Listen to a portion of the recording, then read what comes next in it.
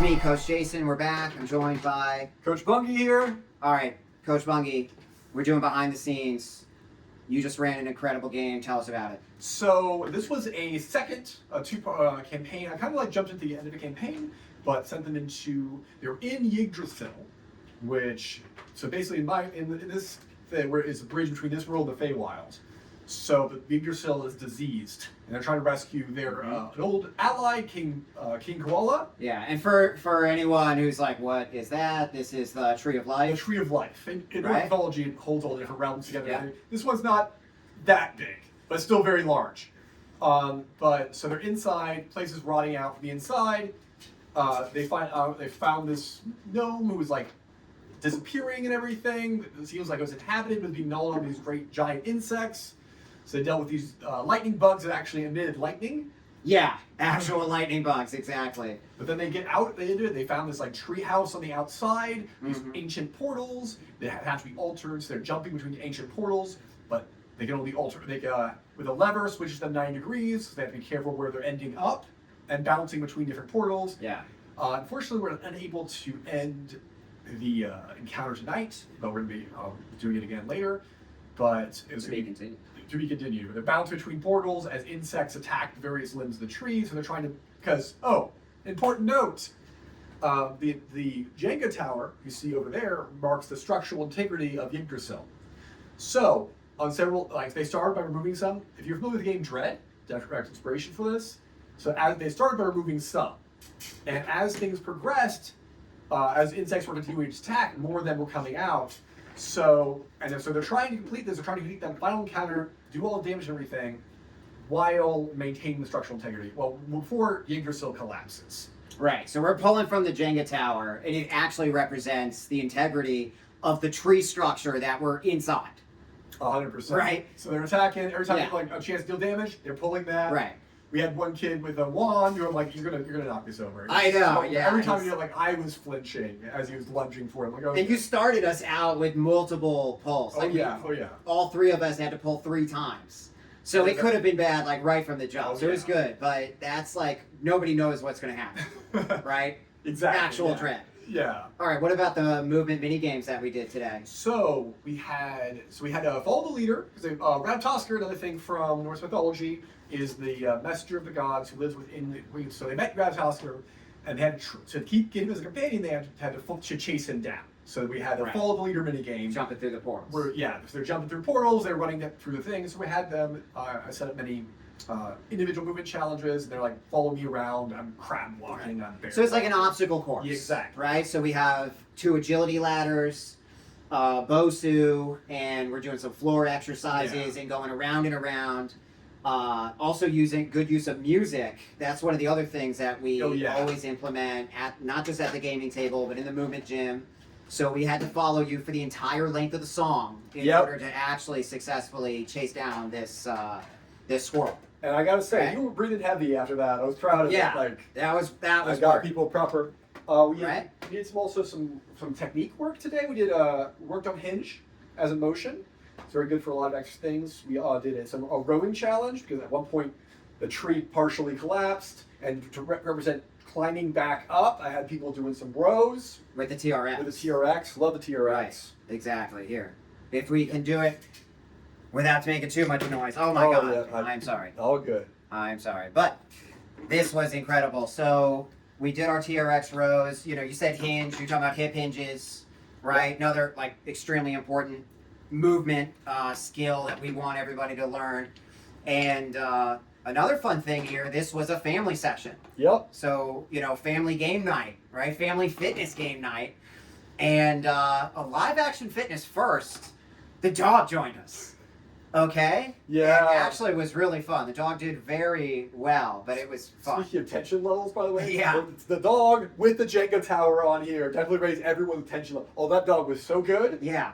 But we didn't know how it was going to go, Yeah, so it was not at all. interesting. Exactly. I've played games of Jenga towers before where they were sabotaged by a cat, so I've been there. The cat, final boss. Yeah. Dave and I did some extra wrestling rounds, in between. That's one of the things he really loves. He's really loved wrestling now. So it's great to see him like moving He's and doing a lot better. he's learning. I can see it. Yeah. He's learning the techniques and having a lot of fun with it. So you got to find out, what kind of movement you actually enjoy. So, not everybody wants to play baseball, football, whatever. So you got to find out what works for you. And he's really just taken to it. He really enjoys it. So it's great to see. And his mom's there to actually see it as well. Yeah. Imagine that. So I think that's a good tip, by the way, for anyone who's been running similar games incorporating fitness and role playing. Because we had the mom and the son, very different fitness levels and very different injury. Mom was hypermobile. So I would take that into account in the exercises. So that's something that you have to be able to modify on the fly to take into account those injuries and everything, especially when you have younger and older clientele working together. So exactly, that's just a good thing to think about. Yeah, it's not a cookie cutter program. It's not one size fits all. Like everyone's on the soccer team, everyone start running laps, everyone do this, everyone do that. Like 30 kids all just like do the same thing. Like it's not you're not a drill sergeant. So you're looking at the kids and meeting them where they're at, right? That's what they need to be successful. And then when they start getting that, building a history of success, they start getting more confident. So that's exactly what we want to say. Like a lot of people they feel discouraged about sports and everything, not into it, or just discouraged in general. They see they do the activities and everything here, they get moving, they start having fun, and next thing they know they're active outside of here as well, which is exactly what we want to see. We're not just they don't just be active here, but active elsewhere in life. Absolutely. That's what it's all about. So we'll clean up just a little bit. We've got another game tomorrow. So we'll be using this setup again. Yeah. A little bit abbreviated because it's not the full campaign game. Just so we'll get to the big encounter earlier. I'm looking forward to it. This was a blast, since we entered the Feywild going through this portal. We're trying to figure out what's going on here and trying to rescue the Koala King. Yeah. So it's been a really fun mystery and, gathering the clues, piecing together like what is going on here. Yep. So we got some really interesting clues today. I don't want to give any spoilers, but it was fun. I'll probably do a wrap up when the campaign ends. Yeah. And we'll discuss what's going on and everything. Yep. It was when I heard about King Koala and the whole setup, like he showed me the miniature and everything for it. I'm like, definitely love this. Want to do more with this. So yeah, it's perfect. And Dave, he was really interested in it. That's the thing. Like he wanted to befriend it. Actually, there was a wedding, an in-game wedding. So don't worry about it. A second. And that's where he met King Koala. And now that he was missing, he had that connection with him. So that is what it's all about, using what the kids are interested in as part of the plot hooks. That's a good point. And something I always like to remember, like you might have an NPC or something that you think is really cool and really great, and then suddenly, and the kid, or like they don't, and this is with adults and kids, honestly, and they don't really end up connecting with them. Like, okay, but then they end up getting really into another NPC that you, the whole meme, the Sam Snorkel meme, where you just like. What's that?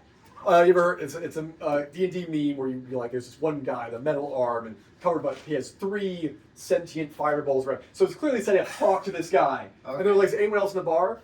A goblin named Sam Snorkel. I talked to Sam Snorkel. Okay. So you can't predict what they're going to really latch on, but when you see that and they really get behind a character, then you're like, invest more in that and use it to get them involved in other things. So. Interesting. No, it was great. Exactly. Yeah, you hooked him in.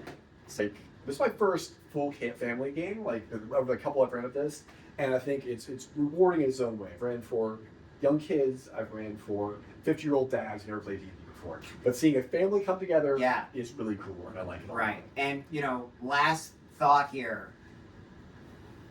Since it's the family campaign and the last session, these grandparents joined in. Yeah. We didn't get to talk about that. So this the grandparents even joined in because they wanted to see what actually got their kid moving and caught his interest. Because he wasn't physically active, he wasn't into sports. Yep. Needed to get moving, but they didn't know, anything about role-playing games, but at first we were like, oh, grandparents are visiting, maybe we should skip this week. But then I was like, well, I don't know, like we invite them in, and it was a blast. They were great. One of my favorite games I've ever run, literally. It was I've been incredible. doing this for 20 years, and one of my favorite games I've ever run, because like both of them got really into it. These we're talking about people in their late 70s, and like got really, like I was really nervous being their GM, like because it's hard sometimes to enthuse new people. Like what are we doing? Yeah, they're brand new. Don't know about skill rolls or like anything. Yeah. So to see them get really into it, and literally I took I use something called Court of Consequences, which always makes someone really nervous, but it's how I just take a person aside and give them private information usually. Sometimes it is like something bad happened to your character. Usually it's just private information. Right. But I took him aside for that. He literally was just like overjoyed. He's like, I wish I discovered this 20 years earlier. I'm having an absolute blast. Yeah. And as a GM, like that made my week. Exactly. Like, That's great. what you want to hear. So it's just fantastic.